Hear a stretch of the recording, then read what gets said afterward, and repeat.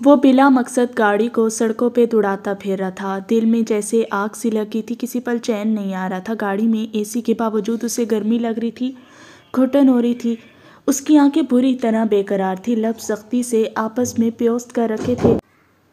وہ بلا مقصد گاڑی کو سڑکوں پہ دوڑاتا پھر رہا تھا، دل میں جیسے آگ سی لگی تھی، کسی پل چین نہیں آ رہا تھا۔ گاڑی میں اے سی کے باوجود اسے گرمی لگ رہی تھی، گھٹن ہو رہی تھی، اس کی آنکھیں بری طرح بے قرار تھی، لب سختی سے آپس میں پیوست کر رکھے تھے، بازو کی نسیں معمول سے زیادہ ابھری ہوئی تھیں، آنکھیں سرخی مائل ہو رکھی تھیں، وہ بری طرح ڈسٹرب تھا۔ بالآخر ایک نسبتاً سنسان سڑک پہ اس نے گاڑی روک دی اور تھک کر سر کو سٹیئرنگ پہ گرا دیا۔ اس کا دل چاہا تھا کہ دھاڑے مار مار کر روئے، لیکن چاہنے کے باوجود اس کی آنکھوں سے قطرہ بھی نہیں نکلا۔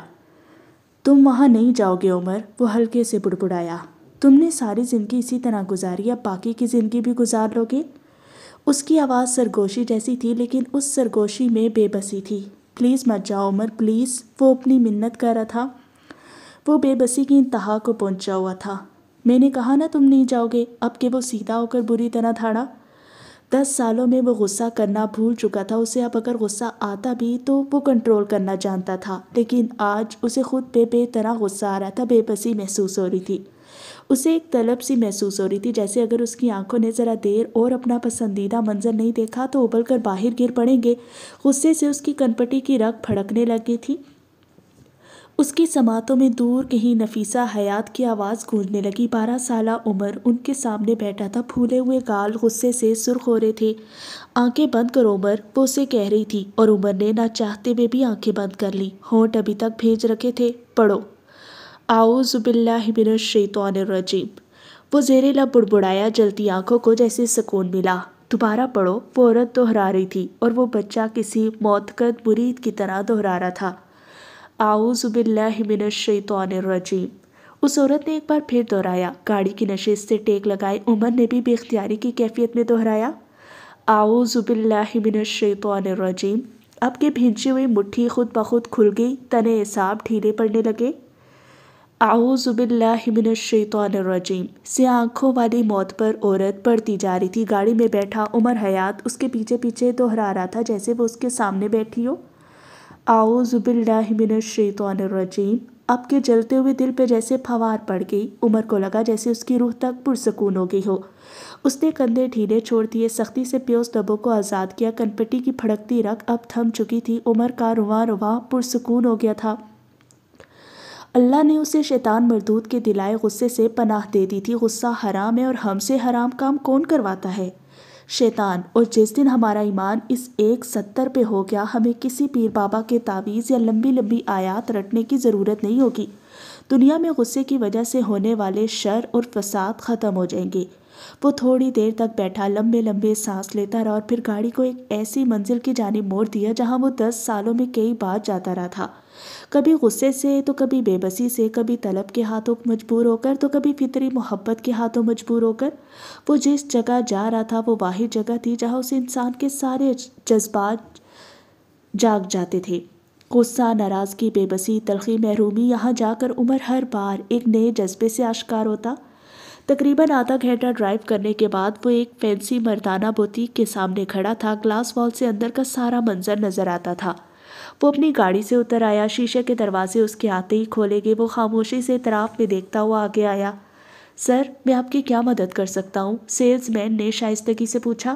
عمر نے فی الحال کچھ نہیں کہہ کر اسے ایک طرف کر دیا۔ وہ کوئی نیا لڑکا تھا جس نے عمر سے یہ سوال کیا تھا، اگر کوئی پرانا ورکر ہوتا تو عمر کو ایک نظر دے کر پھر اپنے کام میں مصروف ہو جاتا۔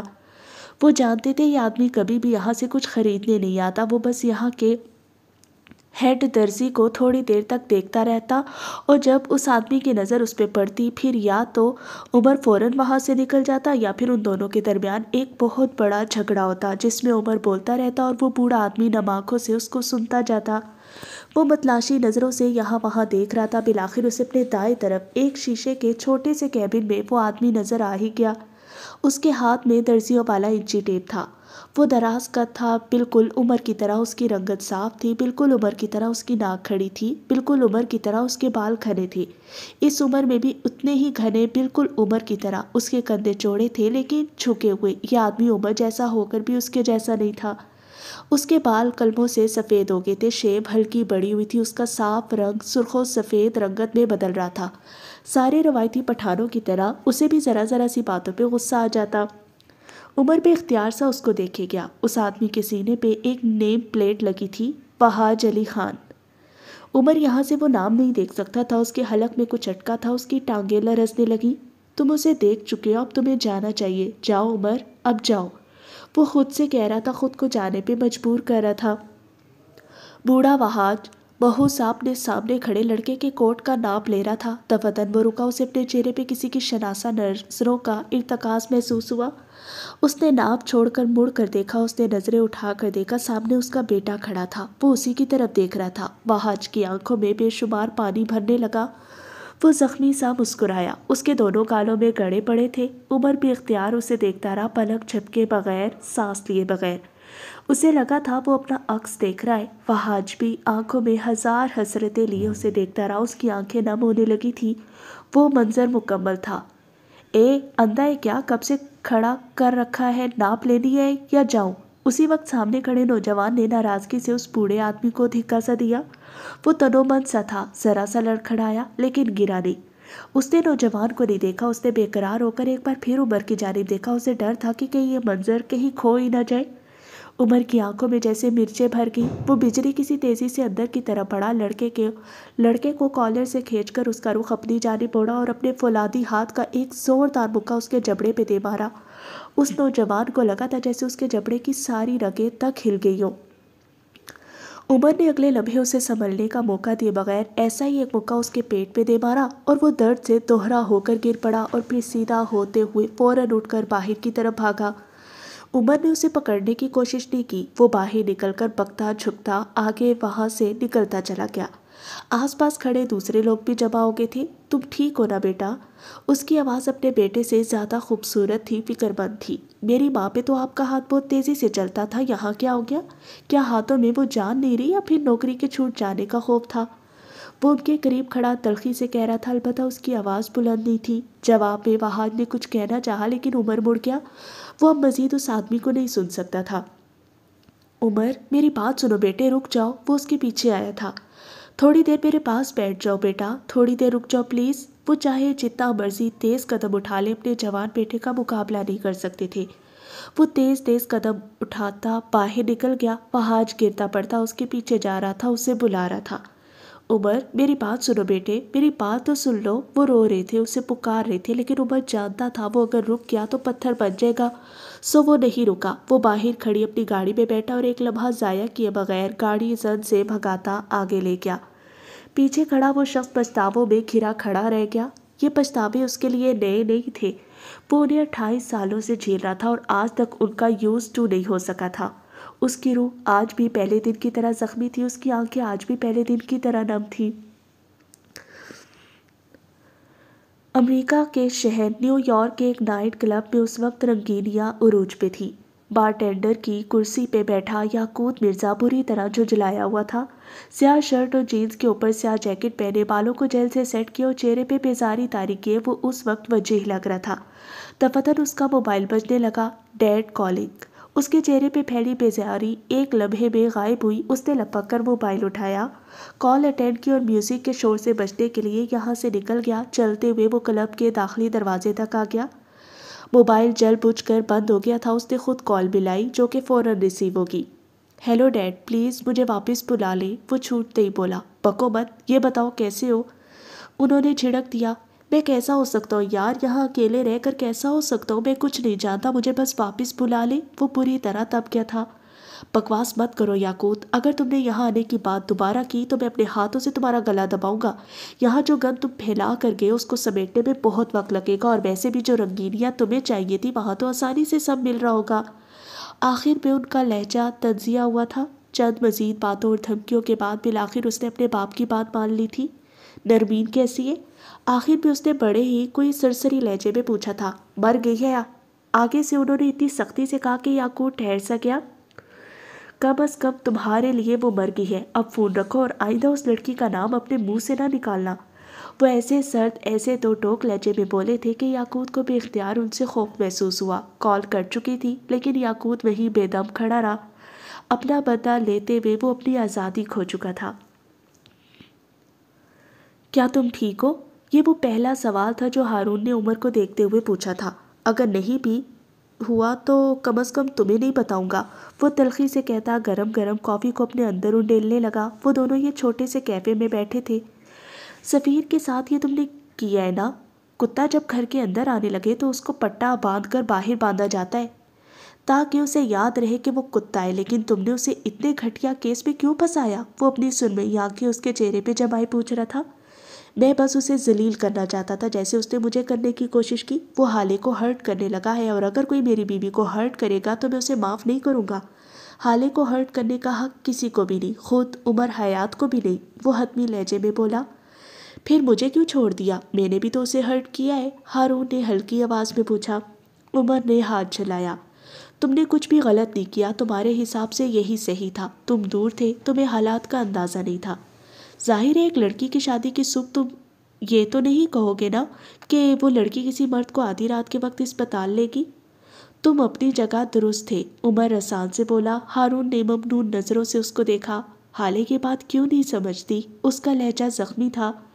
وہ سب سمجھتی ہے، وہ جانتی ہے ہارون کہ تم اسے ہرٹ نہیں کر سکتے۔ وہ اب بھی تمہاری پینٹنگ کا سن کر خوش ہوتی ہے، وہ بس تم سے ناراض ہے۔ ان کو لگتا ہے کہ اگر تم اس دن ایئرپورٹ پہ ان کی بات مان لیتے تو یہ سب نہ ہوتا، حالانکہ ان کو اب مان لینا چاہیے کہ یہ قسمت تھی، اگر تم ہوتے تب بھی کچھ بدل نہیں سکتا تھا۔ وہ بول چکا تو اپنی کافی اٹھا لی۔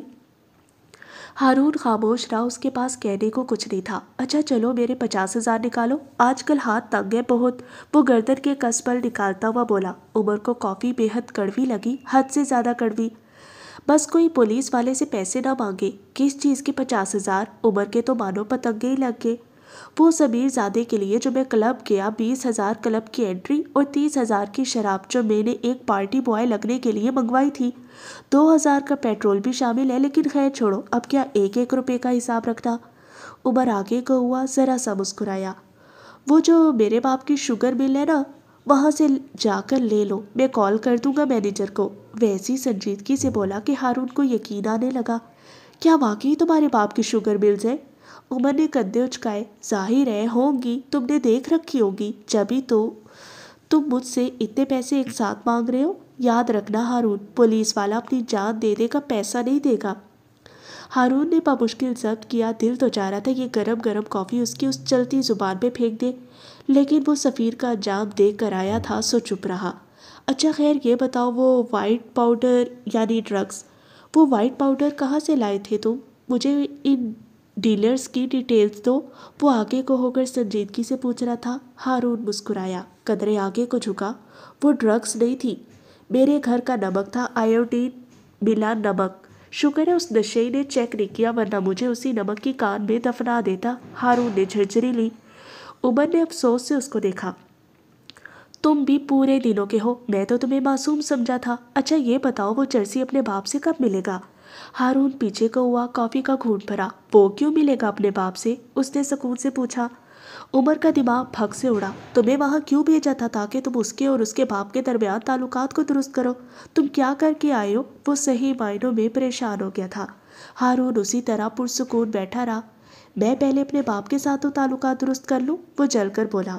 دیکھو عمر، میں جس کام میں اچھا ہوں وہ کر آیا ہوں، اب وہ لڑکا ڈرگس نہیں لے گا، اور اب چاہے وہ لڑکی خود بھی اس کے پاس چل کر آئے تو وہ اسے قبول نہیں کرے گا۔ آج سے وہ اپنی تلاش کے سفر میں نکل جائے گا۔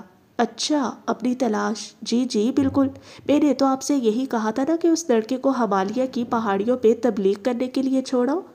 عمر نے اس کی بات کاٹی، وہ سخت بیزار لگتا تھا۔ ہارون نے دانت پہ دانت جما کر ایک بار پھر ضبط کیا۔ ماں باپ بچے کی بھلائی میں خوش ہوتے، اس کا باپ بھی اسے موو آن کرتے دیکھ کر خوش ہوگا۔ رہی بات اس کے تعلقات اپنے باپ کے ساتھ درست کرنے کی، تو یہ کام مجھے نہیں آتا، مجھے جو آتا تھا وہ کر آیا ہوں، اور اس کا باپ کوئی مفتی نہیں تھا، کالے کرتوتوں کے نتائج تو بھگتنے پڑیں گے نا۔ سارے پاگلوں نے میرے ہی گلے پڑنا تھا کیا؟ اف، وہ سخت کبیدہ خاطر لگ رہا تھا۔ میرے پاس تمہارے لیے کچھ ہے، فروا اور فہیم کی ملاقات کا ثبوت۔ عمر کرنٹ کھا کر سیدھا ہوا، چہرے پہ بے یقینی پھیل گئی۔ ہارون موبائل پہ انگلیاں چلا رہا تھا۔ پھر ایک جگہ رک کر اس نے موبائل عمر کے سامنے کیا۔ عمر نے جھپٹ کر اس کے ہاتھ سے موبائل لے لیا۔ وہ ایک انسٹاگرام سے لی گئی تصویر کا اسکرین شاٹ تھا۔ اس تصویر میں فروا اپنی کسی دوست کے ساتھ کھڑی تھی۔ نہ وہ تصویر قابل غور تھی، نہ فروا کی مسکراہٹ اور نہ ان کی وہ غیر ملکی دوست۔ اس تصویر میں قابل غور 15 اپریل کی تاریخ تھی۔ اس تصویر میں قابل غور وہ ہوٹل کا نام تھا جہاں وہ دونوں کھڑی تھی، دی پرل اسٹون۔ عمر ششدر رہ گیا۔ یہ اس سلیم جی نامی کیفے سے چند قدم ہی دور تھا۔ اس نے چیک کیوں نہیں کیا؟ کیا وہ اتنا بیکار ہو گیا ہے؟ کیا وہ اتنا اندھا، اتنا کم عقل ہو گیا ہے؟ یہ پاکستان کی سب سے مشہور ہوٹل چین ہے۔ ہارون عمر کے سفید پڑتے چہرے کو دیکھتے ہوئے کہنے لگا، تم یہی سوچ رہے ہوگے کہ تم نے جگہ کو چیک کیوں نہیں کیا؟ عمر نے جواب نہیں دیا، وہ بس شل سا بیٹھا رہا۔ کیونکہ تم نے صرف اور صرف فہیم مرزا کے ہوٹل چیک کیے۔ تم نے فروا اور فہیم کی ملاقات کو بس فہیم کے ہی کسی ہوٹل میں ہی امیجن کر لیا۔ تم نے شہر کا کوئی کیفے، کوئی ریستوران، کوئی ہوٹل جو فہیم کا نہیں تھا اسے چیک ہی نہیں کیا۔ عمر کو اس کی آواز نہیں آ رہی تھی، اس کے کانوں میں کوئی اور آواز گونج رہی تھی۔ عمر سر، میں آپ کو بتا رہا ہوں، میں نے فہیم مرزا کے ایک ہوٹل کا CCTV چیک کروایا ہے، لیکن اس پورے مہینے میں یہ عورت یہاں آئی ہی نہیں۔ تم رنگوں کی زبان جانتے ہو؟ اس نے ہارون کو کہتے سنا۔ عمر کچھ نہیں بولا، اس کے پاس کہنے کو بہت کچھ تھا، وہ کہنا چاہتا تھا۔ رنگوں کی زبان، واٹ نان سینس! لیکن زبان جیسے تالو سے چپک گئی تھی۔ سبز رنگ کریٹیوٹی کا رنگ ہوتا ہے، اسی طرح اگر سبز رنگ کو گہرا سبز کر دو تو یہ جلن اور حسد کا رنگ بن جاتا ہے۔ عمر کی آنکھوں کے آگے کوئی اور منظر تھا۔ وہ دونوں ایک ورک شاپس کی دکانوں سے بھرے ہوئے سڑک پہ گاڑی کے اندر بیٹھے تھے۔ عمر نے اپنے موبائل پہ لوکیشن ڈالی اور اپنی لوکیشن کے آس پاس ایک بار پھر فہیم مرزا کا کوئی ہوٹل ڈھونڈنے لگا۔ نیلا رنگ اداسی کا رنگ ہوتا ہے، وہ اس کی زبان سے بس اداس باتیں نکلتی ہیں۔ اگر نیلے رنگ کو زیادہ گہرا کر دو تو وہ مسلسل جاری رہنے والے غم کی بات کرتا ہے۔ اس کی آنکھوں کے سامنے اب ہسپتال کے بیڈ پہ لیٹے میران سلطان تھے۔ کیا تم جانتے ہو عمر یہ سب کس نے کیا ہے؟ فہیم مرزا نے، اور اس نے یہ سب مسز شمس کے کہنے پہ کیا ہے۔ تم ایسا کیسے کہہ سکتے ہو؟ کیا تمہارے پاس کوئی ثبوت ہے؟ سیاہ رنگ طاقت کا رنگ ہوتا ہے، جنون کا رنگ ہوتا ہے، پیشن، ایمبیشن کا رنگ ہوتا ہے۔ عمر، انتقام کو جنون مت بناؤ، فکر مند سا سردار کہہ رہا تھا۔ میں تمہیں اس جنون کی بھینٹ چڑھنے نہیں دے سکتا، میرے لیے تم اہم ہو، صرف تم۔ سرخ رنگ، یہ انتقام کا رنگ ہوتا ہے، خون کا رنگ، بدلے کا رنگ۔ یہ رنگ جب آپ کی آنکھوں کے سامنے آ جاتا ہے تو بہت عرصے تک کوئی دوسرا رنگ نظر نہیں آتا۔ یہ رنگ اپنی بات کرواتا ہے، یہ انسان کی آنکھوں کے آگے گھومتا رہتا ہے۔ سرخ جوڑا ہو، سرخ برتن ہو، سرخ عمارت ہو یا پھر سرخ خون۔ سرمئی آنکھوں والا لڑکا کہہ رہا تھا عمر، اور عمر سانس روکے سن رہا تھا۔ تم نے انتقام کو جنون بنا لیا، تم نے آنکھوں کے آگے سرخ رنگ رکھ لیا، تم نے صرف ایک رنگ کی سنی، پھر باقی سارے رنگوں نے بولنا چھوڑ دیا، انہوں نے منہ سی لیے۔ رنگ بہت پوزیسو ہوتے ہیں، اگر تم ان کو وہ توجہ نہیں دو گے جو کہ وہ ڈیزرو کرتے ہیں تو پھر وہ روٹھ جاتے ہیں۔ تم نے رنگوں کو خود سے ناراض کر دیے۔ اپنی آنکھوں کے آگے سے سرخ رنگ کی پٹی ہٹاؤ، اپنے سامنے باقی رنگوں کو بولنے دو، ورنہ سرخ رنگ تمہاری رگوں میں سرایت کر جائے گا، اور تمہاری رگوں میں پہلے سے ایک سرخ رنگ موجود ہے۔ اگر دنیا میں ایک جیسی چیزیں دو ہو جائے تو ایک کو ختم کر لینا چاہیے۔ اب تم سوچو عمر، تم خود کو ختم کرو گے یا پھر اس انتقام کے رنگ کو؟ تمہیں یہ تصویر کہاں سے ملی؟ کافی دیر بعد عمر نے سوال کیا تھا۔ جواب میں ہارون نے کل فروا کے ساتھ ہونے والی اپنی ملاقات کا سارا احوال سنا دیا۔ تم نے اس بوڑھی فتنہ کے ماتھے پہ گن رکھ دی؟ واہ ہارون، واہ، آج تو تم نے میرا دل جیت لیا۔ کیا تھا جو ٹریگر بھی دبا دیتے؟ ایک عذاب سے تو جان چھوٹ جاتی۔ آخر میں وہ ذرا افسوس سے بولا تھا، جبکہ ٹریگر کے نام پہ ہارون کو کچھ یاد آیا۔ میں ضرور ٹریگر دبا دیتا عمر، اگر اس پستول میں گولیاں ہوتی۔ تم نے مجھے خالی پستول دیا تھا، تمہیں میرے ساتھ اسکیم کرتے ہوئے شرم نہیں آئی؟ عمر نے ٹھٹائی سے سر کھجایا۔ ہاں، تمہیں پستول میں گولیاں ڈال کر دیکھتا تاکہ تم اس کو مار دو اور مقدمہ مجھ پہ چلے۔ تمہارا باپ تو تمہیں چھڑا لے گا، مجھے چھڑوانے کون آئے گا؟ وہ جلے کٹے انداز میں بولا۔ تمہارا باپ؟ ہارون نے فوراً جواب دیا۔ تمہیں بچانے تمہارا باپ آئے گا۔ عمر کے تاثرات بدل کے مٹھی ایک بار پھر بھینچ گئی، ماتھے پہ سلوٹوں کا جال سا بچھ گیا۔ تم نے بتایا نہیں تمہیں یہ تصویر کہاں سے ملی؟ اس نے بات بدل دی۔ ہارون سمجھ گیا وہ اس بارے میں بات نہیں کرنا چاہتا۔ میں نے فروا آنٹی کا موبائل اٹھا لیا تھا، پھر میں نے جب سارا موبائل چیک کیا تو مجھے یہ تصویر ملی۔ میں نے اس عورت کا انسٹاگرام چیک کیا اور وہاں سے مجھے فروا اور اس عورت کی باقی تصاویر مل گئیں۔ لیکن کیا ثبوت ہے کہ فروا فہیم سے ملنے گئی تھی؟ وہ اپنی اس غیر ملکی دوست سے ملنے بھی تو جا سکتی ہے۔ عمر اب کے مشکوک ہوا، ہارون آگے کو ہوا۔ میں نے ہوٹل کی فوٹیج نکلوائی ہے جس سویٹ میں فروا گئی تھی، اسی سویٹ میں تھوڑی دیر بعد فہیم مرزا بھی گیا تھا۔ اس نے بولتے ہوئے موبائل پہ انگلیاں چلاتے ہوئے ایک فوٹیج عمر کے سامنے رکھی۔ وہ بغور اس ویڈیو کو دیکھے گیا۔ ہارون نے کہنا جاری رکھا، اس کے ساتھ وہ سنہری آنکھوں والا لڑکا بھی تھا۔ کیا نام ہے اس کا؟ اس نے ذہن پہ زور دینا چاہا۔ ہاں، نو، یہی نام ہے اس کا۔ میں جانتا ہوں، اس کو حالے بھی جانتی ہے۔ وہ فہیم کے بیٹے کا گارجین ہے۔ اس کے بیٹے کا نام یاقوت مرزا ہے۔ حالے اور یاقوت ایک بار شاپنگ مال میں الجھ پڑے تھے، مجھے سب یاد ہے۔ اگر تم میرے اغوا میں شامل نہیں بھی ہو تو میں تمہاری دشمنی کی ضد میں آئی ہوں۔ کیا ہوا اگر وہ جان لے کہ وہ اپنی دشمنی کی ضد میں آئی ہے؟ وہ سوچ رہا تھا، وہ بتا رہا تھا اور عمر آنکھیں چھوٹی کیے سنے جا رہا تھا۔ نہ میرا ڈرائیور ڈسٹریکشن تھا، نہ فروا نے میری سم کے ذریعے مجھے استعمال کیا۔ اس پہیلی کو سلجھانے میں اتنا وقت صرف اس لیے لگا ہے کیونکہ تم اس پہیلی میں خود کو شامل کیے ہوئے تھے۔ تم نے اپنے دماغ پہ زیادہ زور دے رکھا تھا۔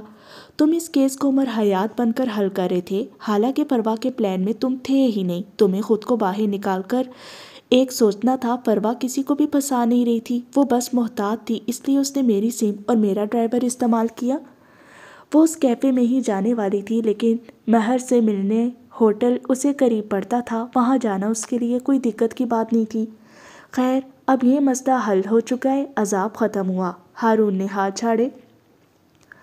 تمہیں یہ سب حالے کو دکھانا چاہیے، وہ تمہیں معاف کر دے گی، تم دونوں ایک اچھی زندگی گزار سکتے ہو۔ آخر میں ہارون نے سادگی سے کہا تھا، البتہ حلق میں بہت کچھ اٹکا تھا۔ وہ کسی اور کے ساتھ زندگی گزارے گی، اس خیال سے ہی جان جاتی تھی۔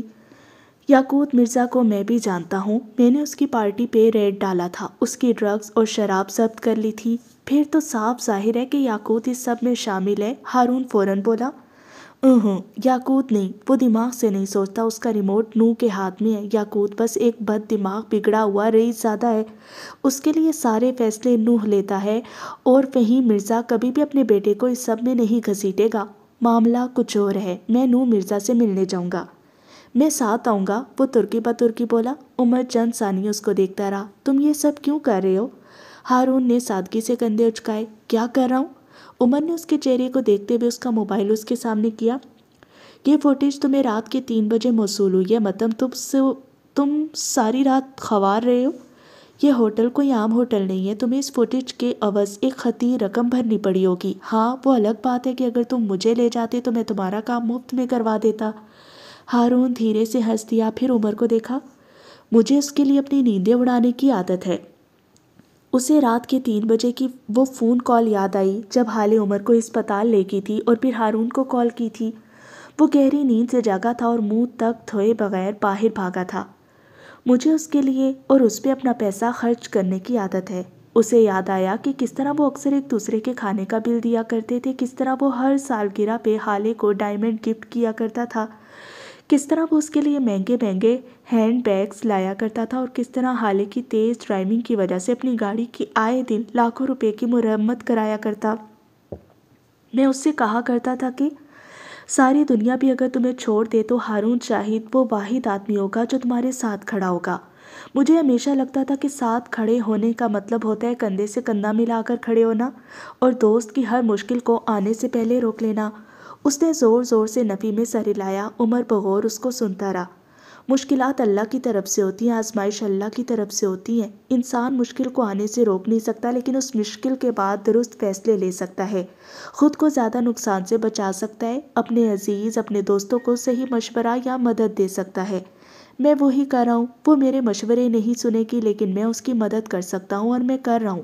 جتنا مجھ سے ہو سکتا ہے میں اس کے لیے سب کروں گا، کیونکہ اگر ساری دنیا بھی اسے چھوڑ دے تو ہارون شاہد اس کے ساتھ کھڑا ہوگا۔ انہیں بتا تو دو، کریڈٹ لو، تم نے اس کے لیے اتنا سب کیا ہے، اپنا وقت، پیسہ، توانائی خرچ کیا، اور سب سے زیادہ تم اس بوڑھی فتنہ کی نظر میں آ گئے ہو۔ تم نے ان کے لیے خود کو غیر محفوظ کر لیا ہے۔ حالے کو یہ سب پتہ ہونا چاہیے، ان کو پتہ ہونا چاہیے کہ تم ان کے لیے کتنی قربانی دے رہے ہو۔ ہارون مسکرایا تھا۔ دوستوں کے لیے کی جانے والی کوشش اور دی جانے والی قربانیاں ہر قسم کی خوشامد یا ستائش یا پھر سراہے جانے کی خواہش سے آزاد ہونی چاہیے۔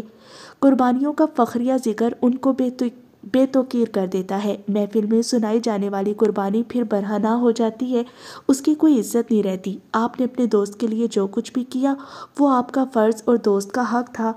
دوست جانتا ہے تو ٹھیک ہے، اور اگر نہیں جانتا تو بھی ٹھیک ہے۔ آپ نے دوست کی مدد دوستی کی خاطر کی تھی، سراہے جانے کے لیے نہیں۔ وہ بول کر خاموش ہو گیا۔ عمر اٹھ کھڑا ہوا، والیٹ سے چند نوٹ نکال کر میز پہ رکھے۔ ہارون اس کو دیکھتا رہا۔ کل شاہ تاج کبیر کے گھر جانا ہے، تیار ہونا؟ عمر نے محض اس بات میں سر ہلا دیا، پھر رکا، قدرے چکا اور آواز ہلکی کر لی۔ کل اس کے گھر تقریب ہے، اور تقاریب میں گھر کے قیمتی سامان کسی محفوظ جگہ چھپا دیے جاتے ہیں۔ مجھے ان کی کمزوری چاہیے، اس لیے میں کل سے پہلے آج ان کے گھر جاؤں گا۔ وہ سیدھا ہو گیا۔ ہارون بس اس کو دیکھتا رہا، پھر وہ اس کی تقلید میں اٹھ کھڑا ہوا، میز کے ایک طرف سے گھوم کر آیا اور عمر کے سامنے آ کر کھڑا ہوا۔ تمہیں اگر ان کے گھر کا راز چاہیے تو ان کا سب سے پرانا ملازم خرید دو۔ امیروں کے گھروں کے ملازمین کے سینوں میں کئی راز دفن ہوتے ہیں۔ سب سے پرانا ملازم سب سے زیادہ وفادار ہوتا ہے، وہ کیوں بکے گا؟ عمر کی ابرو استفہامیہ انداز میں اٹھی۔ ہارون دل کھول کر مسکرایا۔ وفاداری تو بکتا ہے، خریدنے کی چیز تو وفاداری ہی ہوتی ہے۔ جو دھوکے باز ہوگا اس سے کیا خریدو گے؟ دھوکہ؟ تمہیں کیسے پتا؟ عمر متعجب ہوا۔ میں عمر حیات نہیں ہوں، لیکن کافی کچھ ہے جو مجھے بھی پتا ہوتا ہے۔ اصل میں ہم امیر ہیں نا، ساری زندگی آگے پیچھے ملازم دیکھیں، اتنا تو ہمیں پتہ ہی ہوتا ہے۔ تم اپنی جگہ صحیح ہو، تمہیں کیا پتا ملازم کیا ہوتے ہیں، ہے نا؟ آخر میں وہ ایسی معصومیت سے بولا کہ کلس کر رہ گیا۔ میں اپنے محلے کا سب سے امیر بچہ تھا، وہ جل کر بولا۔ ہارون ہاتھ جھلاتا آگے بڑھ گیا۔ عمر نے ڈھیر سارا غصہ اندر دبایا۔ سرمئی بلّا نہ ہو تو لیل کے فلیٹ کے باہر کوئی بیل پہ ہاتھ رکھ کر جیسے بھول ہی گیا تھا۔ الفا، آج تو میں تمہیں جان سے مار دوں گی، پاگل۔ دروازہ کھولتی لیل کے باقی الفاظ اس کے منہ میں ہی رہ گئے۔ دروازے پہ عمر اکیلا نہیں تھا، اس کے ساتھ سرمئی آنکھوں والا لڑکا بھی تھا۔ لیل نے عمر کو یہ کونے والی نظروں سے دیکھا، لیکن اس کے پیچھے کھڑی ہالے نے یہ کیوں والی نظروں سے اسے دیکھا تھا۔ عمر دونوں سے نظر چراتا اندر آ گیا۔ ہارون اب بھی متذبذب سا کھڑا رہا۔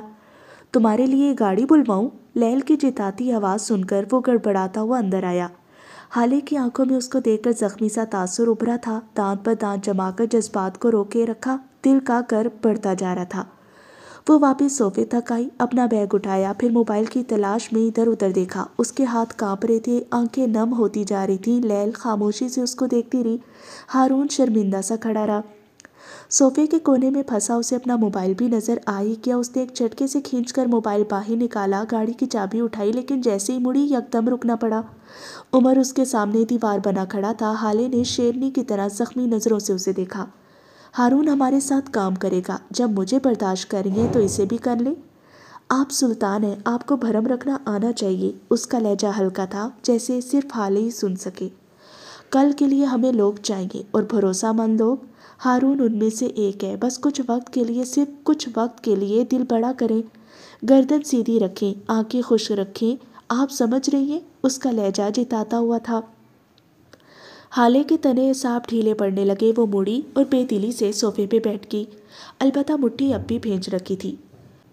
تھوڑی دیر بعد وہ چاروں ایک دائرے کی صورت نیچے بیٹھے ہوئے تھے، کافی کے مگز ہر ایک کے آگے رکھے ہوئے تھے۔ عمر انہیں کل کا پلان سمجھا رہا تھا۔ حالے خاموشی سے سن رہی تھی، جبکہ لیل ہر 2 منٹ بعد کوئی نہ کوئی سوال کرتی تھی، جس کا جواب عمر بغیر کسی کوفت کے دے دیتا۔ ان کا کوئی ملازم خریدنا ہوگا۔ لیل، کیا تم مجھے ان کے کسی ایسے ملازم کی ڈیٹیل دے سکتی ہو جسے خرید سکیں؟ آخر میں عمر نے اس کو دیکھتے ہوئے کہا۔ شور۔ لیل مسکرا کر پیچھے کو ہوئی۔ میں پیسے نہیں دے رہا، عمر نے وارن کیا۔ لیل برائی تو مان گئی۔ میں نے پیسے مانگے بھی نہیں ہیں۔ میں جانتی ہوں الفا، عمر میرے گھر کی کھڑکی سے کود کر مرنا پسند کرے گا، لیکن مجھے پیسے نہیں دے گا۔ وہ رکی، معصومیت سے آنکھیں پٹ پٹائیں۔ تمہیں بس میرے گھر کا اسٹور روم میرے ساتھ صاف کروانا ہوگا، وہی اسٹور جس کے لیے میں 3 مہینوں سے تمہاری منت کر رہی ہوں۔ میں نہیں کر رہا۔ میں نہیں ڈھونڈ رہی، وہ دونوں ترکی بترکی بولے۔ ہارون ان کو دیکھتا رہا، جبکہ حالے بے مقصد اپنے موبائل پہ انگلیاں چلاتی رہی۔ ان دونوں کو دیکھ کر کچھ یاد آتا تھا، اور جو یاد آتا تھا وہ دل دکھاتا تھا۔ اچھا ٹھیک ہے، میں کل نہیں پرسوں آ جاؤں گا، مل کے کر لیں گے، ابھی تم میرا کام تو کر دو۔ اسی وقت لیل کے موبائل نے زوں زوں کی آواز نکالی۔ اس نے موبائل اٹھایا، آنے والا میسج پڑھا، پھر حالے کو دیکھا۔ حالے نے سر نہیں اٹھایا، وہ اسی طرح بیٹھی رہی۔ آپ کے اکاؤنٹ میں پیسے بھیج دیے ہیں، مجھے ان کے ملازمین کی لسٹ بھیج دیں۔ آدھے گھنٹے تک اس نے بے تاثر لہجے میں کہا۔ عمر جان گیا کہ وہ اپنا کام خود کرنا چاہتی ہے۔ چلو تمہارا سٹور دیکھ لیں، پھر مجھے ہارون کے ساتھ نکلنا ہے، عمر کہتے ہوئے اٹھ کھڑا ہوا۔ لیل اس کے ساتھ اٹھی تھی۔ وہ دونوں چلے گئے تو ایک گھمگیر سی خاموشی چھا گئی۔ تم نے دیکھا جو کچھ سفیر کے ساتھ ہوئے؟ کافی دیر بعد ہارون نے خاموشی کو توڑا۔ حالے نے کچھ نہیں کہا، بس سر کو اس بات میں ہلا دیا۔ اس کے چہرے سے ظاہر نہیں ہوا کہ وہ خوش تھی یا اداس۔ ہارون کو بے اختیار ملال ہوا۔ کیا پینٹ کر رہے ہو؟ حالے نے اس کو دیکھ کر عام سے لہجے میں پوچھا۔ ہارون نے کندھے اچکائے۔ فی الحال کچھ نہیں، 1-2 دن سے آرٹ بلاک چل رہا ہے، ایسے لگ رہا ہے جیسے میں جو بنا رہا ہوں اس کے ساتھ خوش نہیں ہوں، جیسے میرے ہاتھوں کو کچھ اور بنانا چاہیے لیکن سمجھ نہیں آ رہا کیا۔ حالے نے نظریں اٹھائیں، 1-2 لمحہ اس کو دیکھتی رہی۔ فینٹیسی پینٹ کرو، آرٹ بلاک ختم ہو جائے گا، تمہارے رنگ حقیقت کا زہر سہتے سہتے تھک گئے ہیں، ان کو آرام دو۔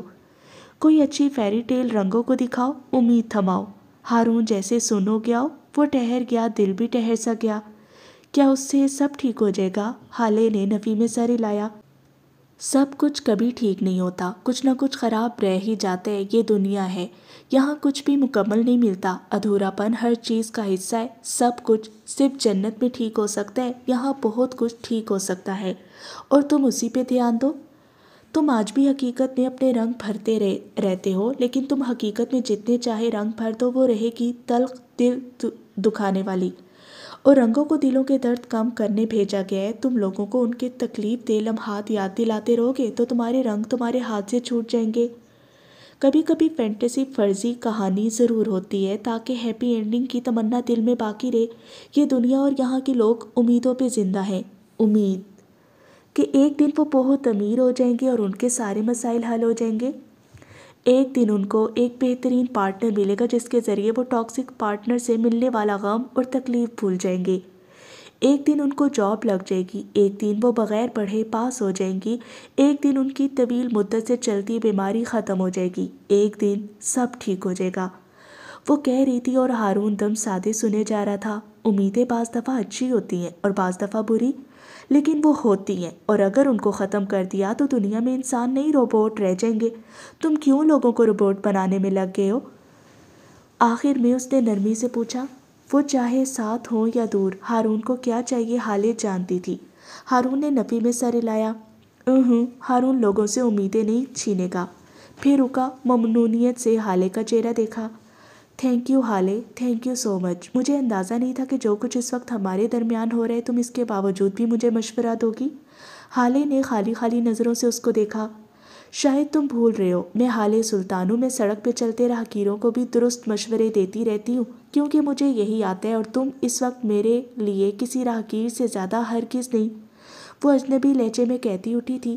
کیا تم جانتی ہو برونو مر گیا ہے؟ ہارون پیچھے سے پکارا۔ حالے جہاں تھی وہیں رکی، آس پاس کی ساری آوازیں رکیں، وہ بے یقینی سے پیچھے مڑی، آنکھوں میں تحیر، لب ہلکے سے، واہ چہرہ مردہ سا۔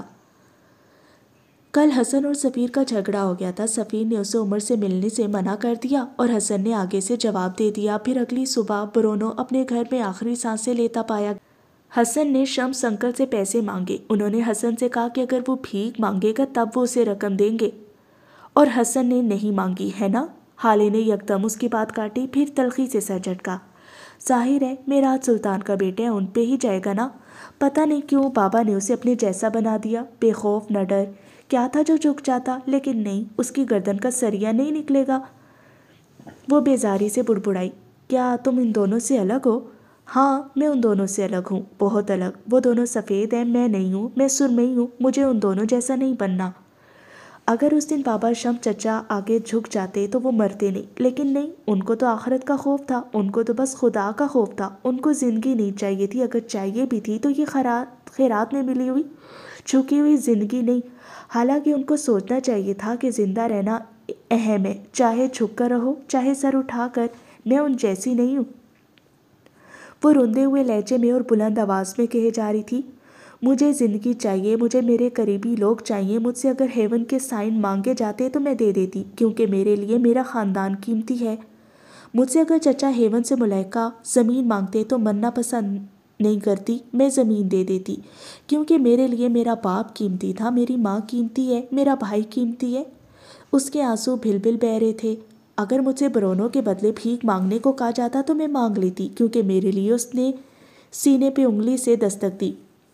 میرے لیے میرا خاندان قیمتی ہے، میرے لیے میرا کتا بھی قیمتی ہے۔ خاندان کے لیے جھکنا پڑے تو جھک جانا چاہیے، کیونکہ اگر آپ نہیں جھکو گے تو سارا خاندان ڈھہ جائے گا، جس طرح ہمارا خاندان ڈھہ گیا۔ اس کے لہجے میں دل چیر دینے والا دکھ شامل ہو گیا۔ بابا اگر سفید نہ رہتے، اگر وہ میری طرح سرمئی بن جاتے تو ہمارا خاندان بچ جاتا، بابا بچ جاتے، میں گلٹ میں نہ رہتی، حسن اکیلا نہ رہتا، عمر غمزدہ نہ رہتا۔ وہ تھک کر صوفے پہ بیٹھ گئی۔ بابا کو سرمئی بننا چاہیے تھا، حسن کو بھی سرمئی بننا چاہیے تھا، ان کو میری طرح بننا چاہیے تھا۔ وہ تھکی تھکی سی بڑبڑا رہی تھی، ان کو میری طرح بننا چاہیے تھا۔ ہر اس انسان کو سرمئی بننا چاہیے جن کو اپنا خاندان بچانا ہے، جن کو اپنا باپ قتل نہیں کروانا، جن کو اپنے بچے یتیم، اپنی بیوی بیوہ نہیں کروانی، ان کو سرمئی بننا چاہیے۔ اس کی آواز ہلکی ہوتی گئی اور پھر خاموش ہو گئی۔ ہارون اسی طرح بیٹھا رہا، سن، ششدر، ساکت۔ معراج انکل کو شمس انکل نے مار دیا، وہ اتنی ہلکی آواز میں بڑبڑایا کہ ہالے کرنٹ کھا کر سیدھی ہوئی۔ وہ اس کے سامنے نہیں بولتی تھی، کیونکہ وہ جانتی تھی ہارون سے بات کی تو جذبات میں سب کہہ دے گی۔ وہ دوست تھا اور دوستوں سے باتیں چھپی نہیں رہتی، چاہ کر بھی نہیں۔ وہ شل رہ گئی اور ہارون ساکن۔ کیا کوئی راہگیروں کو اپنے باپ کے قتل کا راز بتاتا ہے؟ سلطان منزل کی طرف جانے والی گاڑی میں اس وقت خاموشی تھی۔ سفیر کو ریلیز کر دیا گیا تھا، سارا الزام اس کے ڈرائیور نے قبول کر لیا تھا۔ اس نے قبول کر لیا تھا کہ سفیر کی گاڑی میں منشیات رکھنے والا وہی تھا اور وہ یہ کام کافی عرصے سے کرتا آ رہا تھا، لیکن اس کے مہربان مالک اس کے ان کرتوتوں سے واقف نہیں تھے۔ ساری دنیا جانتی تھی یہ جھوٹ ہے، لیکن قانون کو ثبوت اور ملزم کا اقرار چاہیے ہوتا ہے۔ ایک ٹھوس ثبوت اور ایک اقرار ملزم کو مجرم بنا دیتا ہے۔ شمس سلطان کو زیادہ کچھ نہیں کرنا پڑا، انہوں نے بس ایک منشیات کی ترسیل کرنے والا کرائے کا غنڈہ خریدا اور اس نے اقرار کر لیا کہ سفیر سلطان کا ڈرائیور اسے بھاری مقدار میں منشیات خریدتا رہا ہے۔ چند مزید جھوٹ اور ایس ایچ او کو چائے پانی نکال کر بالآخر سفیر سلطان آزاد تھا، لیکن کیا واقعی؟ وہ بس تھانے کی اس کوٹری سے آزاد ہوا تھا۔ لوگوں کی معنی خیز نظروں، دبی دبی مسکراہٹوں، جملے کستی زبانوں سے تو اب وہ شاید کئی سال تک آزاد نہیں ہو سکتا تھا۔ سفیر پچھلی سیٹ پہ فروا کے سینے پہ سر رکھے ہوئے تھا۔ وہ سفیر کو لینے آئی تھی اور وہ چپ چاپ گاڑی میں آ کر بیٹھ گیا۔ اس کی ماں گاڑی سے اتر کر نیچے نہیں آئی تھی، وہ کیمروں کی زینت نہیں بننا چاہتی تھی۔ سفیر بیٹے، گردن سیدھی رکھو، تم سفیر سلطان ہو، فاتح، ناقابل تسخیر۔ یہ چھوٹے چھوٹے مسائل تو ہوتے رہتے ہیں، تمہیں کوئی ہرا نہیں سکتا، کوئی تمہیں گرا نہیں سکتا، تم ایک عظیم انسان ہو۔ وہ ہلکی آواز میں اس کے کان کے قریب کہہ رہی تھی۔ سفیر اسی طرح ان کے سینے پہ سر رکھے بیٹھا رہا۔ کیا میں کچھ وقت کے لیے عام انسان نہیں بن سکتا؟ اس کی آواز تھکی تھکی تھی، جیسے کئی برسوں کا سفر کر کے آیا ہو۔ کیا میں تھوڑی دیر کے لیے صرف سفیر بن سکتا ہوں؟ قابل تسخیر، ایک عام، ایک معمولی انسان۔ میں اپنے نام کے ساتھ یہ سلطان کا بوجھ لگاتے لگاتے تھک گیا ہوں ممی۔ میں فاتح نہیں بننا چاہتا، میں ہارنا چاہتا ہوں۔ فاتح کو آرام نہیں ملتا، اسے سکون نہیں نصیب ہوتا، اسے ایک کے بعد ایک جنگ کی تیاری کرنی ہوتی ہے۔ میں ہارنا چاہتا ہوں تاکہ کچھ وقت مل سکے اپنے ساتھ، تاکہ میں کچھ آرام کر سکوں۔ میری تھکاوٹ اب دل تک اترنے لگی ہے، مجھے سکون چاہیے۔ پلیز میرے نام کے ساتھ یہ سلطان، عظیم، ناقابل تسخیر انسان کا ٹیگ ہٹا دیں۔ میرا جسم اب مزید ان الفاظوں کا بوجھ نہیں سہ سکتا۔ لیٹ می لیو ممی، لیٹ می لیو، وہ ہارے ہوئے انداز میں کہہ رہا تھا۔ آنکھیں بالکل خشک بے تاثر تھیں۔ فروا اس کا سر اپنے سینے سے ہٹایا۔ سفید دوبارہ بے دم ہو کر لڑکنا چاہتا تھا، لیکن فروا نے اپنے دونوں ہاتھوں سے اس کی گردن کو سیدھا کیا۔ میری بات سنو سفیر، وہ ہلکی سخت آواز میں کہنے لگی۔ تم سفیر نہیں بن سکتے، تمہارے نام کے ساتھ لگا سلطان یہ کوئی بوجھ نہیں ہے۔ ممی میں، اس نے کچھ کہنا چاہا جب فروا نے اس کی بات سختی سے کاٹ دی۔ صرف مجھے سنو، صرف مجھے۔ تمہارے نام کے ساتھ لگا سلطان بوجھ نہیں ہے، انعام ہے، غرور ہے، مقام ہے۔ تم اپنے نام کے ساتھ سلطان ہٹا دو گے تو پھر کیا کرو گے؟ کیا کیڑے مکوڑوں جیسی بے نام زندگی گزارو گے؟ تم اگر قابل تسخیر بن گئے تو ہر کوئی تمہیں ہرا دے گا، ہر آتا جاتا، ہر ایرا غیرہ، ہر کوئی۔ تم اگر عظیم نہیں بنو گے تو کوئی تمہارا ذکر تک نہیں کرے گا، کوئی تمہاری بات نہیں کرے گا۔ تم چاہتے ہو تم ہار جاؤ، تم فاتح نہیں بننا چاہتے کیونکہ تمہیں لگتا ہے ایک فاتح انسان پہ ذمہ داریاں ہوتی ہیں، لیکن کیا تم نے کبھی یہ سوچا ہے کہ فاتح کا مقام کیا ہوتا ہے؟ فاتح عظیم ہوتا ہے، سفیر اس پہ جتنی ذمہ داریاں ہوتی ہیں وہ اتنا عظیم ہوتا ہے۔ ہارنے والے کا کوئی نام نہیں ہوتا، اسے کوئی یاد نہیں رکھتا، اس کی کوئی بات نہیں کرتا۔ تم ایک ہارے ہوئے انسان کی طرح آرام کرنا چاہتے ہو، اس انسان کی زندگی میں بس آرام ہی رہ جاتا ہے سفیر۔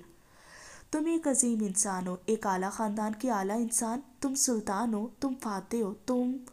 وہ اور بھی بہت کچھ کہہ رہی تھی لیکن سفیر نہیں سن رہا تھا۔ اس نے تھک کر سیٹ کی پشت پہ اپنا سر ٹکا دیا، گردن ڈھلکا دی اور آنکھیں موند لی۔ یہ الفاظ اس کے لیے نئے نہیں تھے۔ وہ اس وقت میں واپس گیا جہاں سے ان الفاظوں کی شروعات ہوئی تھی۔ 10 سالہ سفیر بری طرح رو رہا تھا، اس کی آنکھیں رو رو کر سوج گئی تھی، گالوں پہ آنسوں کے خشک نشان رہ گئے تھے۔ اس کی ماں اپنے کسی دوست کے ساتھ لنچ کرنے گئی تھی، اب جب وہ واپس آئی تھی تب سے اپنے اکلوتے بیٹے کو روتے ہوئے دیکھ رہی تھی۔ اس کی بھوری آنکھوں میں ناپسندیدگی تھی۔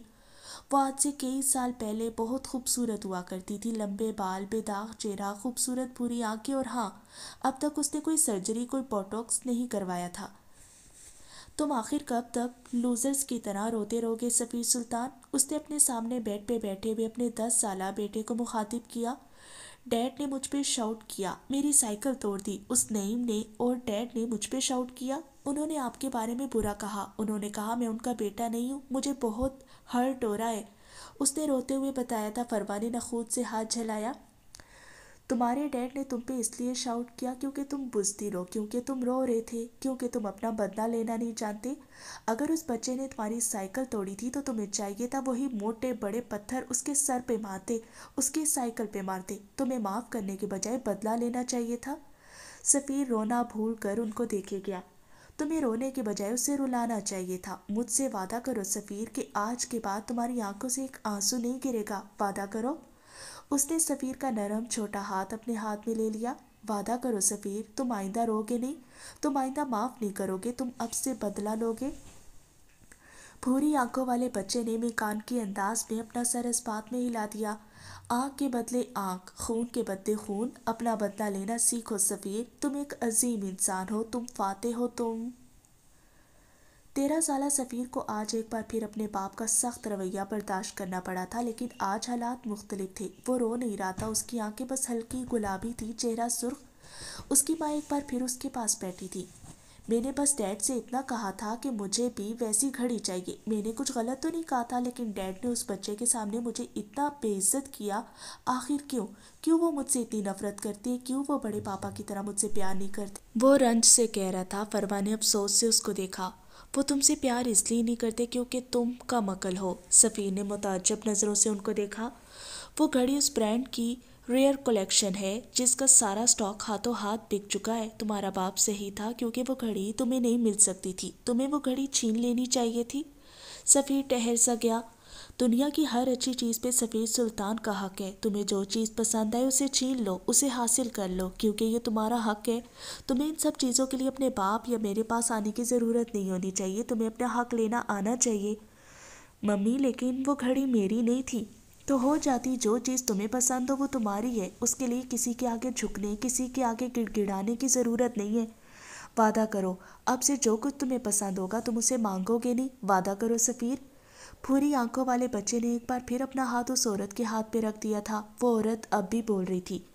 دنیا کی ہر اچھی چیز پہ تمہارا حق ہے، تم سفیر سلطان ہو، تم عظیم ہو، تم فاتح ہو، تم… 16 سالہ سفیر سلطان اپنے کمرے کی بالکنی میں اداس بیٹھا تھا۔ اس کے چہرے پہ ملال تھا، حسرت تھی۔ فروا نزاکت سے اپنی فراک کا کونا پکڑے اس کے قریب آ بیٹھی۔ سفیر نے تھکی تھکی نظریں اٹھا کر ان کو دیکھا۔ یہ آنکھیں آج کے سفیر کی آنکھوں سے مختلف تھیں، ان میں حسرت تھی، ان میں چاہ تھی، ان میں محرومی بھی تھی۔ ڈیڈ میرے ساتھ نہیں جا رہے ممی، سب بچوں کے ڈیڈ آئیں گے، سب کے ڈیڈ اپنے بچوں کو اپنے ہاتھوں سے پرائز دیں گے، اور میرے ڈیڈ تو مجھے اپنا بیٹا کہلوانا بھی پسند نہیں کرتے۔ وہ دکھ سے کہہ رہا تھا۔ آئی لو ہم ممی، آئی ریئلی لو ہم۔ وہ مجھ سے پیار کیوں نہیں کرتے؟ فروا آگے کو ہوئی، اپنی بھوری شاطر آنکھوں کو اپنے بیٹے کی آنکھوں میں گاڑ دیا۔ وہ تم سے پیار اس لیے نہیں کرتے کیونکہ تم بار بار انہیں بتاتے ہو کہ تم ان سے پیار کرتے ہو۔ سفیر رک گیا، اس کی آنکھوں میں اچنبھا تھا۔ تم سفیر سلطان ہو، اگر تم ان سے محبت کرتے بھی ہو تو تمہیں یہ سب بتانے کی کیا ضرورت ہے؟ تمہیں کیا ضرورت ہے کہ تم جھک جاؤ؟ تمہیں جس انسان جس چیز سے محبت ہے وہ تمہاری ہے، پھر تم اپنے الفاظ کیوں ضائع کرو؟ لیکن ان کو میرے ساتھ آنا تو چاہیے تھا، اسے ایک ہی غم تھا۔ وہ تمہارے ساتھ نہیں آئیں گے کیونکہ تم ان بچوں کی طرح عام نہیں ہو۔ سفیر کو سہاروں کی ضرورت نہیں ہے، تم ایکسٹرا آرڈنری ہو، تم اکیلے کافی ہو، کسی بھی جگہ کسی بھی تقریب میں جانے کے لیے تم کافی ہو۔ تمہیں ضرورت نہیں ہے کسی، تمہارا کرشمہ، تمہارا چام تمہیں ہر محفل میں معتبر ثابت کرنے کے لیے کافی ہے۔ تمہیں اپنے باپ کی ضرورت نہیں ہے، تمہیں اپنے ماں کی ضرورت نہیں ہے، تم اکیلے کافی ہو۔ وعدہ کرو سفیر، آج کے بعد اگر تمہیں ہماری ضرورت ہوئی تب بھی کسی کو نہیں پکارو گے۔ وعدہ کرو تم کسی بھی محبت کا اظہار نہیں کرو گے، تم اپنے لیے کافی رہو گے۔ وعدہ کرو تم عام نہیں بنو گے۔ وعدہ کرو سفیر، وعدہ کرو۔ پوری آنکھوں والے بچے نے ایک بار پھر وعدہ کر لیا تھا۔ اس کی ماں اب پھر سے چند الفاظ دہرا رہی تھی۔ تم سفیر سلطان ہو، تم عظیم ہو، تم فاتح ہو، دنیا کی ہر اچھی چیز پہ تمہارا حق ہے، تمہیں جو پسند ہے چھین لو۔ اس نے آنکھیں کھولی۔ وہ اب 16 سالہ سفیر نہیں تھا، وہ 31 سال کا ہو گیا تھا، لیکن وہ بچپن میں کیے ہوئے وعدے نہیں بھول سکا۔ میں سفیر سلطان ہوں۔ اس کے لب ہلکے سے پھڑپڑائے۔ اس کی ماں نے فخریہ انداز میں اسے دیکھا، وہ بمشکل اپنی گردن سیدھی کیے دہرا رہا تھا، میں فاتح ہوں، میں عظیم ہوں، دنیا کی ہر اچھی چیز پہ میرا حق ہے۔ وہ کہہ رہا تھا لیکن اس کی آواز کھوکھلی تھی، بے حد کھوکھلی۔ میں ایکسٹرا آرڈنری ہوں، مجھے اپنے ساتھ جڑے کسی تعلق سے محبت کے اظہار کی ضرورت نہیں۔ مجھے جو چیز چاہیے میں اسے چھین لوں گا۔ میں سفیر سلطان ہوں، میں فاتح ہوں، میں عظیم ہوں، میں ناقابل تسخیر ہوں۔ بولتے بولتے اس کی آنکھ کے کونے سے ایک بے نام آنسو نکلا تھا جسے وہ پوری طرح رگڑ گیا۔ میں سفیر سلطان ہوں، میں فاتح ہوں، وہ بے بسی سے دہرائے گیا۔